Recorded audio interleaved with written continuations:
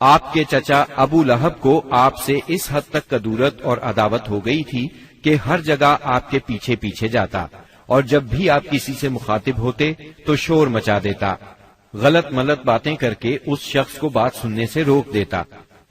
دراصل نبی صلی اللہ علیہ وسلم کے بارے میں ابو لہب کا موقف شروع سے یہی تھا، جبکہ قریش نے اس وقت اس طرح کی بات سوچی بھی نہیں تھی۔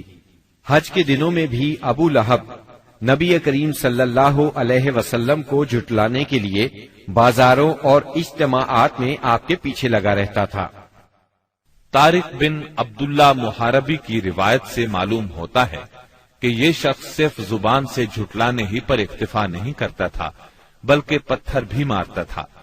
ان پتھروں سے آپ کی ایڑیاں خون آلود ہو جاتی تھیں۔ بعثت سے پہلے ابو لہب نے اپنے دو بیٹوں عتبہ اور عتیبہ کی شادی رسول اللہ صلی اللہ علیہ وسلم کی دو صاحبزادیوں سیدہ رقیہ اور سیدہ ام کلثوم رضی اللہ عنہما سے کی تھی۔ جب آپ نے نبوت کا اعلان فرمایا، توحید کی تبلیغ کی، تو اس نے نہایت سخت رویہ اختیار کیا اور اپنے دونوں بیٹوں کو مجبور کیا کہ وہ آپ کی بیٹیوں کو طلاق دے دیں۔ چنانچہ ان دونوں نے طلاق دے دی۔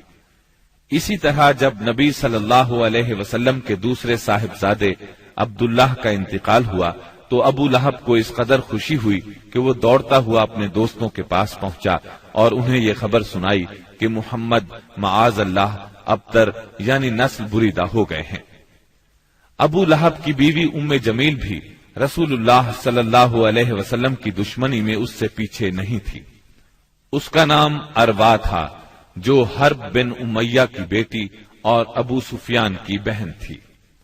یہ آپ کے راستے میں رات کے وقت کانٹے بچھا دیا کرتی تھی، بہت بد زبان تھی، فساد برپا کرنے والی تھی۔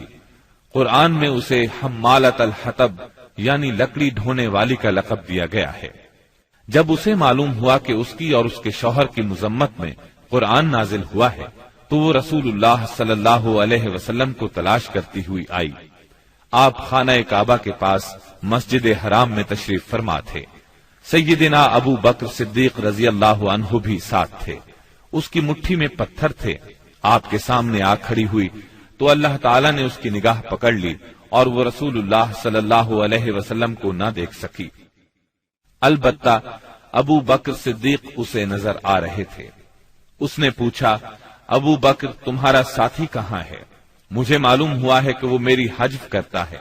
اللہ کی قسم اگر میں اس تک پہنچ گئی تو یہ پتھر اس کے منہ پر ماروں گی۔ دیکھو اللہ کی قسم میں بھی شاعرہ ہوں۔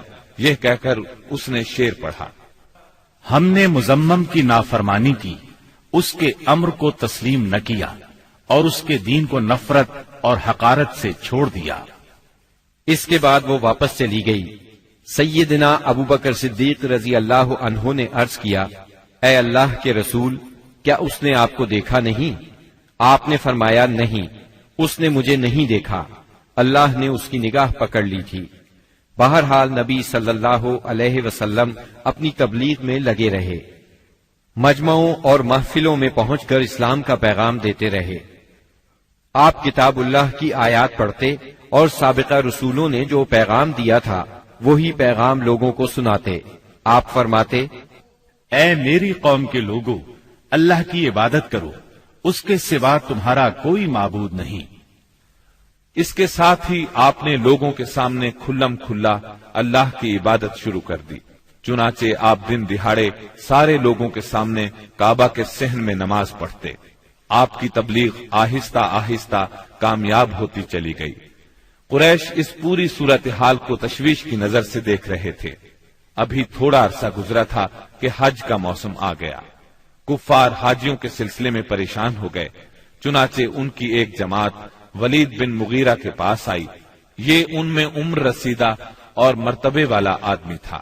اس نے کہا، دیکھو حج کا موسم آ گیا ہے، اب ہر طرف سے لوگ تمہارے پاس آئیں گے اور وہ ان صاحب کا معاملہ سن ہی چکے ہیں، لہذا کوئی ایک رائے طے کر لو اور مختلف باتیں نہ کہنا، ورنہ ایک دوسرے کو جھٹلا بیٹھو گے۔ لوگوں نے کہا، تب پھر آپ ہی بتائیں ہمیں کیا کرنا چاہیے، کیا کہنا چاہیے؟ اس نے کہا، نہیں بلکہ تم کہو میں سنوں گا۔ لوگوں نے کہا، اچھا تو ہم ان سے کہیں گے یہ کاہن ہے۔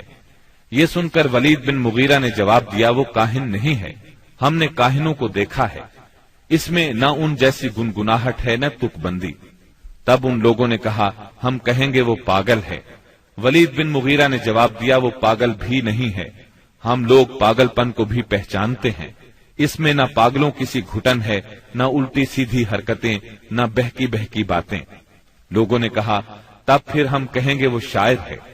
ولید بن مغیرہ بولا وہ شاعر بھی نہیں ہے، ہمیں شعر و شاعری کی تمام قسمیں معلوم ہیں، وہ شاعر نہیں ہے۔ وہ بولے اچھا تو ہم کہیں گے وہ جادوگر ہے۔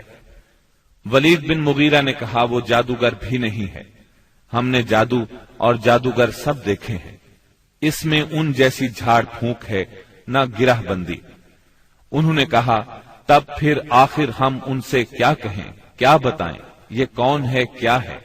اس نے جواب میں کہا اللہ کی قسم اس کی بات میں مٹھاس ہے، تازگی ہے، اس کی جڑ پائیدار اور شاخ پھلدار ہے، تم جو بھی کہو گے واضح ہو جائے گا کہ تم نے جھوٹ کہا ہے۔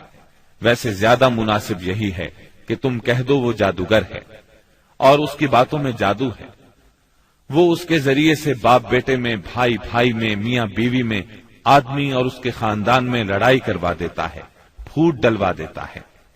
چنانچہ یہ بات طے کر کے وہ لوگ وہاں سے اٹھے۔ اب انہوں نے حج کے لیے آنے والوں کی راہوں میں بیٹھنا شروع کیا۔ اب جو بھی ان کے پاس سے گزرتا اسے آپ کے بارے میں بتاتے، انہیں ڈراتے اور کہتے کہ تم لوگ اس شخص کے جال میں نہ آ جانا۔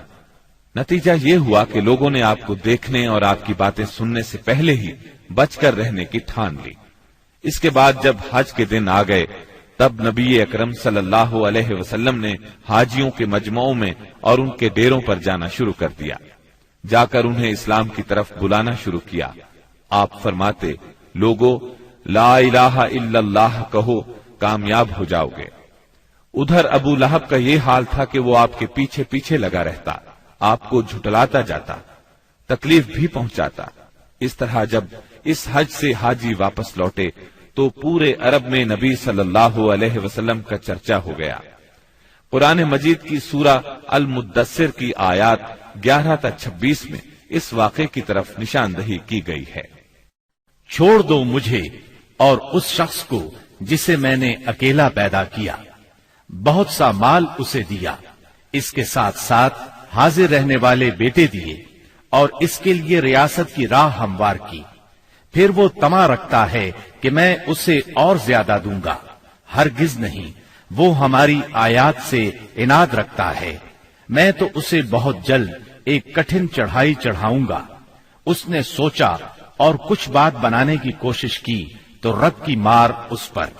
اس نے کیسی بات بنانے کی کوشش کی؟ ہاں، رب کی مار اس پر۔ اس نے کیسی بات بنانے کی کوشش کی؟ پھر لوگوں کی طرف دیکھا، پھر پیشانی سکیڑی اور منہ بنایا، پھر پلٹا اور تکبر میں پڑ گیا۔ آخر کار بولا کہ یہ کچھ نہیں ہے مگر ایک جادو جو پہلے سے چلا آ رہا ہے، یہ تو ایک انسانی کلام ہے، بہت جلد میں اسے دوزخ میں پھینک دوں گا۔ اسلام کی اشاعت بڑھ رہی تھی، لیکن اس کے ساتھ ساتھ قریش کا ظلم و ستم بھی شدید سے شدید تر ہوتا جا رہا تھا۔ پھر آپ ایک مخلص صحابی ارقم بن ابی ارقم رضی اللہ عنہ کے گھر میں تبلیغ کا کام کرنے لگے، یعنی وہ گھر آپ کی تبلیغ کا مرکز ٹھہرا۔ Thanks for watching. Don't forget to like, comment, share and subscribe to.